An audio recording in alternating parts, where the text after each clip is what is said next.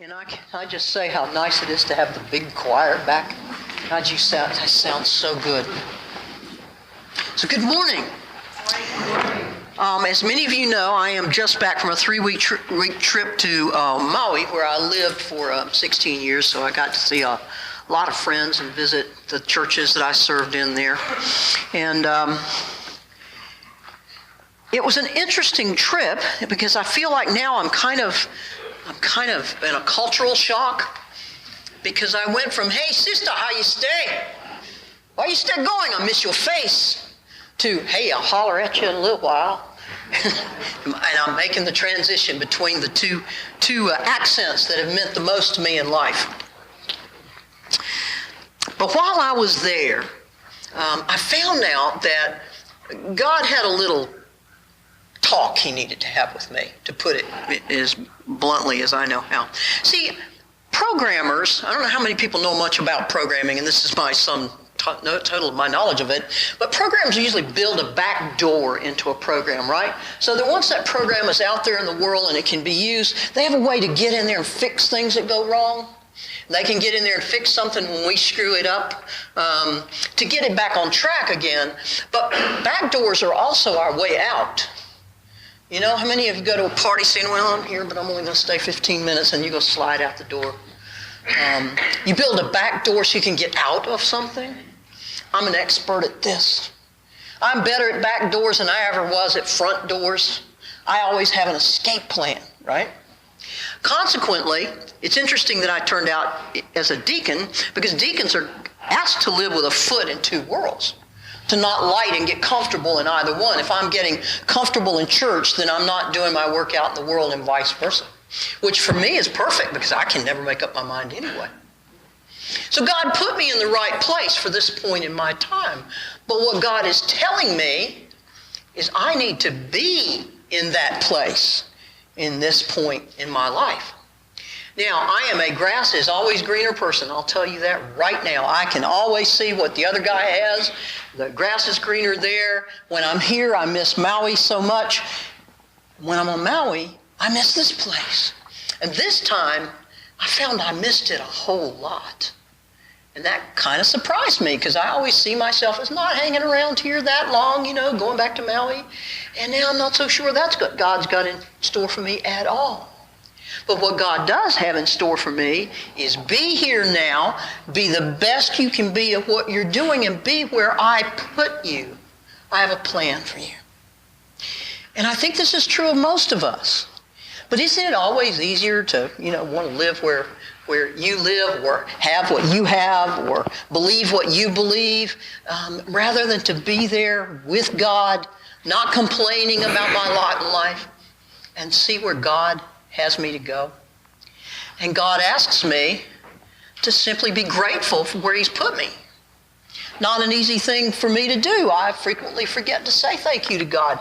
Preachers preach to ourselves as much as we preach to congregations. That's why it's so refreshing to preach with the little kids, because what they reflect back to me is what I need to hear, and it's so much more accurate than many of us as adults know how to say. Now, from there, Eugene Peterson several years ago translated the Bible from the original Greek into the Message Bible. And I don't know how many of you have ever read it. It's very startling to some people. A lot of people don't like it. They think it's using too common a language. But he takes it and he puts it in total contemporary language, which I think is especially good for the young people of today who go King James who. But in here, in the thing we just read, the Psalm, thank you. He translates it a little different, and I love this. He says, I give thanks to God with everything I've got. Whether good people gather in the congregation, God's works are so great, worth a lifetime of study and endless enjoyment. Then he says, He's proved to His people that He could do what He said and hands them the nations on a platter, a gift. He manufactures truth and justice. His products are all guaranteed to last. Never out of date, never obsolete, rust-proof. All He makes and does is honest and true. And I found what God was telling me as I was driving down to join some people for lunch. And I had read these readings because I knew I was supposed to preach when I got back. was he started pulling away from me some of those things that I hang on to. You know how sometimes when you have, those of you who have children, have to take things away from them sometimes, and you do it lovingly, but they need to come away. Maybe it's a friend they shouldn't be hanging out with, a food they shouldn't eat. They need to go to bed at a certain time. Well, God does that to us on an adult level too. But I found that there was these things that I just couldn't wait to go there and do. And I'm going to go do this, and God would say, no, I don't think so. And he'd pull that away. I was going to go on a whale watch. I mean, my God, I love whales. I was going to go on a whale watch. No, I don't think so. They're whales. You can see them right there. Focus on where I have you now. Do what I have for you to do here and let go of that. And what I found in the middle of all of this was this tremendous appreciation that I had in part, but came over me in a much bigger way for this place right here, right now. And all of you who have that special hold on my heart. What God was saying to me is let it all go. He may get me back there someday. It's not for me to decide. Be here, be now with the people you love and who love you back, and do what I have for you to do. Now, I'm not good at that. Like I said, I like to complain.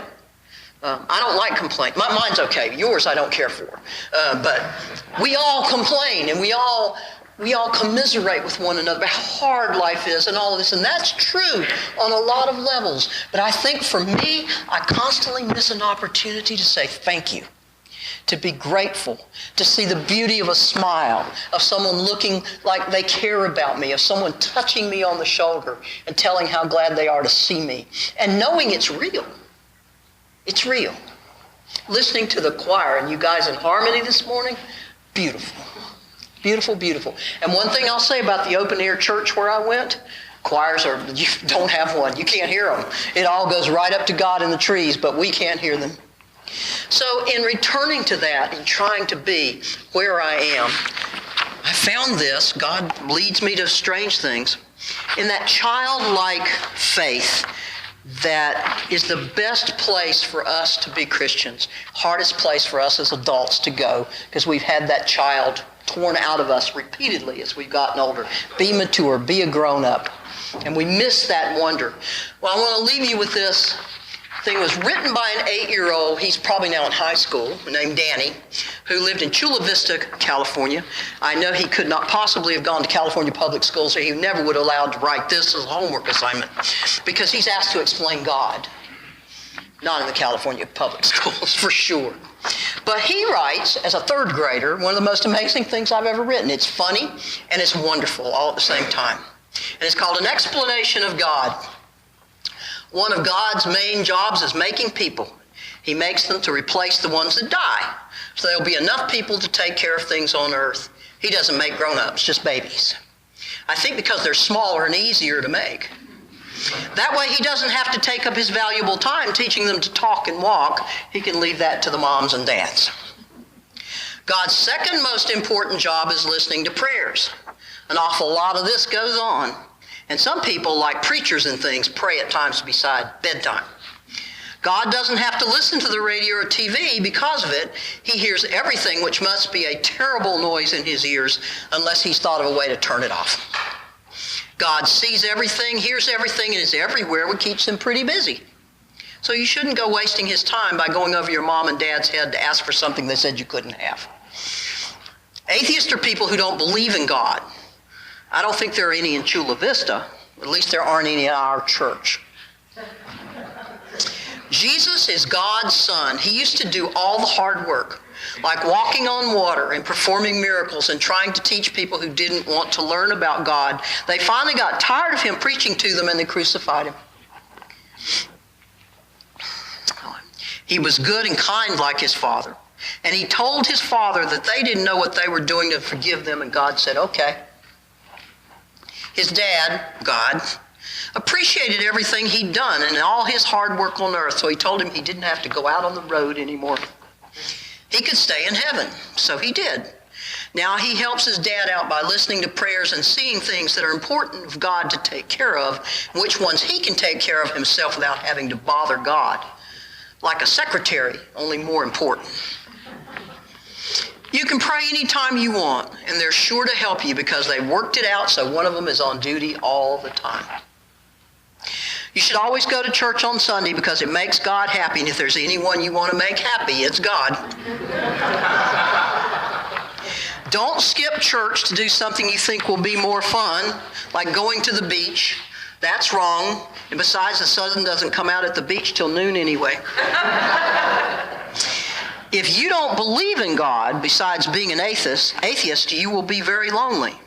Because your parents can't go everywhere with you like to camp. But God can.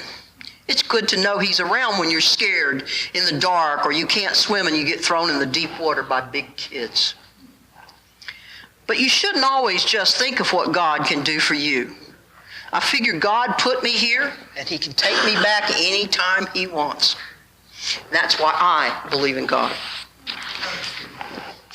This childlike faith is the hardest of all for me. I can do the intellectual, I can do all of that. But this childlike, He put me here and He can take me back anytime He wants to, is the faith that I aspire to.